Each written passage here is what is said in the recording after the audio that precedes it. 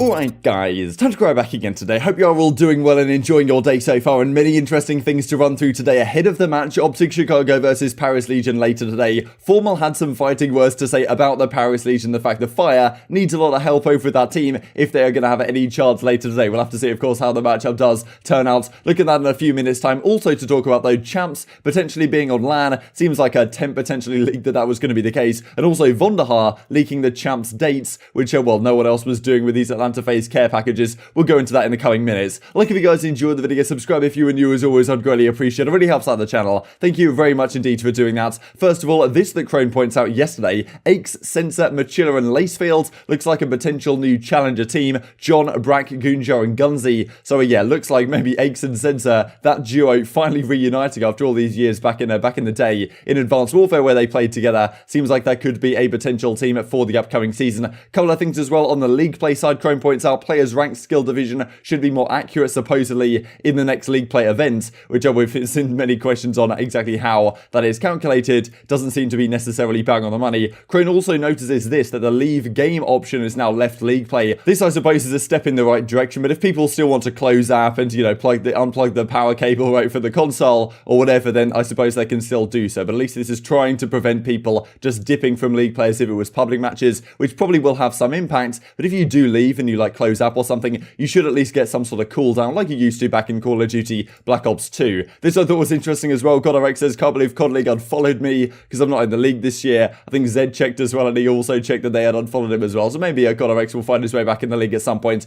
on that Built by Gamers team at the moment. Also, this came out yesterday, so Formal has been on fire. Well, he's been firing on all cylinders lately in terms of roasting people like Methods a few days ago. Parasite tweets this out. Some teams an hour late for scrims. This is what I am doing. And then, well, Formal tweets this back at him saying, look, we are ready. It's actually your guys, Alex and Shawnee, that aren't yet in the lobby here. Parasite, you can see on the London Royal Ravens now. Of course, all the OpTic guys are here. So, you know, Formal kind of saying, you calling me out. Actually, you know, have a look at yourself, Sunshine. And the content all around from the Pro League teams has just been out of control as of late. I was watching some LA Thieves content earlier today. That is just fantastic. So they're on the right track. Also, OpTic Gaming, of course. So the Process, this new series that's kind of coming out, they've kind of leaving Vision in the past as Hitch's thing. Now Roger's new thing with Hitch is kind of called The Process. And what they were hinting about this could be about, well, talking about Scump's potential retirement. When is he considering that? And again, nice little intro video right in. They decided to put me in the background on the voiceover, which I thought was pretty cool. So that's going to be premiering later today, 12 PM it looks Central Time. Paris Legion tweet this out as well. Thought this was pretty entertaining, or at least some of the replies to this.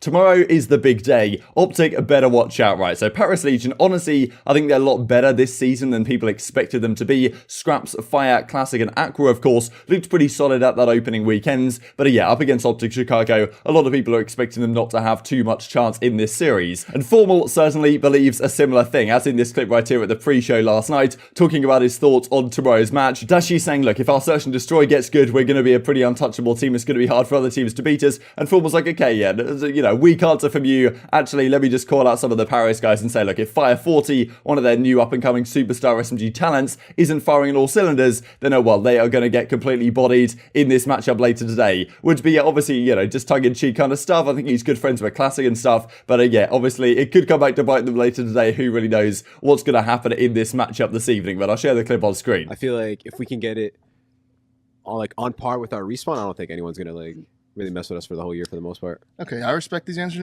But listen, Fire, you better bring the firepower or else we're literally running through your bitch ass. I'm gonna be honest. If that kid ain't frying and Yulie ain't frying, we're literally throwing them in 10 minutes. I'm just gonna be honest right here.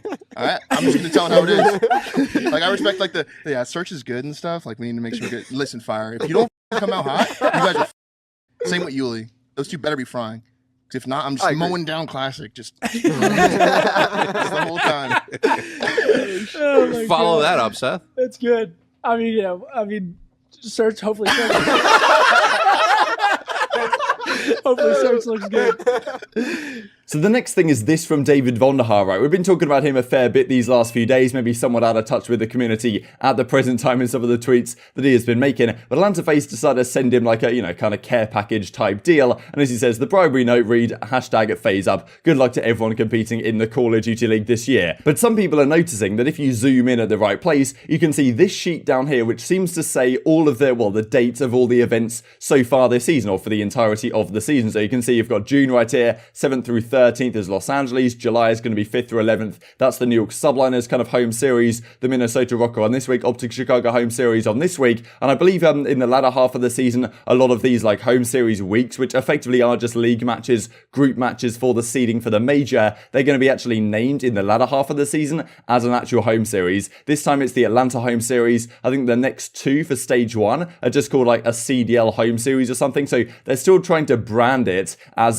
you know, league team related, but it's not actually league team related in the sense that, you know, we're not actually at a LAN environment at some of these teams' facilities. And the ones that aren't hosted by a team are just called like CDL home series or whatever. But most of those CDL home series are happening at the start of the season, and the actual named ones are happening more to the latter half of the season, with the intention, hopefully, that they can actually get to a LAN environment, I do imagine, you know, even before the World Championship, right? That's probably why they've shifted all of these like team named ones to the end of the season. And for example, the Atlanta one is first because Atlanta hosted a LAN event last season. They're probably trying to say, okay, look, OpTic Chicago, New York Subliners, Dallas Empire, for example, you guys didn't get the opportunity to host one last year. Therefore, if we put you towards the end of the year, like, you know, June, July, in terms of when your home series is, then you can actually have the opportunity to do so, even though it still only will be group matches, as it seems right now. But with any luck, the stage finales and the majors could also be on LAN at some point. But of course, the elephant in the room that you've been seeing on screen, August 9th through the 15th, the CDL, whatever that potentially means. Now, this will of course align very well with when the World Championship should be. We can see here in July 25th to 19th, I mean, that's when, you know, the final, I suppose, home series is going to be. Maybe a weekend after that is going to be when the final major is. Then we need well, some sort of World Championship not too long after that. Maybe this is slightly too close to the end of July to actually make sense as the World Championship, but it certainly could still be. And I imagine it'll be somewhere around this time if it's not exactly the dates that are here, because, well, it hasn't been revealed to the public yet. And usually these dates are somewhat variable until later in the season when they actually lock things down for sure when the World Championship is going to be. But a lot of people are looking at this and saying this isn't ideal by any means, right? Given that last year we had, it was the 29th and the 30th were the final weekends of the World Championship. And then since then we've had a 6-month off season, right? Since the games come out, everything's happened, and then the season has kicked up again. This time, if Champs is going to be even earlier in the season, then are we in for an even longer off season again? I don't really know, but it'd be kind of unfortunate to see. But what Krona CDL points out that Temp is in this video, effectively saying, look, if we can win the championship this year, that's going to be a very special moment for us as Los Angeles Thieves, because we're actually, if we do it, it's going to be done on LAN, and it'll be my first LAN championship one, of course, the New York Subliners home series last season on the New York Subliners. But yeah, Temp yet to win a LAN championship. This would,